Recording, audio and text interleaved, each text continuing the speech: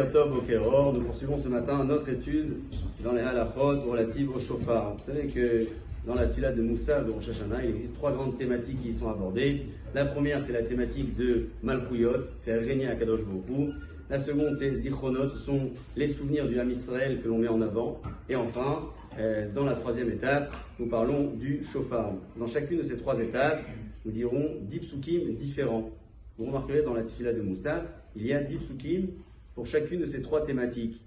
Malchuyot, Zichronot, Shofarot. Dans ces psukim-là, on va non seulement faire régner à Kadosh Baruch Hu pour la première thématique, ensuite on va demander à ce que le souvenir du peuple d'Israël soit mis en avant pour que le jugement soit favorable pour nous, et comment le mettre en avant grâce au shofar, qui est donc la troisième thématique pour laquelle nous dirons également 10 psukim. Dans ces psukim-là, il n'est pas question de mentionner un pasouk de Pouranout, de punition, un pasouk qui relève peut-être l'une des mauvaises phases du peuple d'Israël, pour des raisons complètement évidentes, puisque nous avons tout intérêt à ce qu'Akadosh Baruch Hu exauce notre tfila le jour de Rosh Hashanah et que le jugement soit entièrement favorable.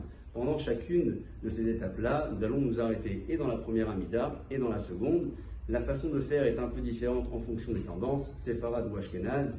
La tendance la plus courante, c'est de s'arrêter dans chacune de ces étapes-là avant le passage de Hayom Harat Olam, vous savez, et de sonner une fois chaque couplet.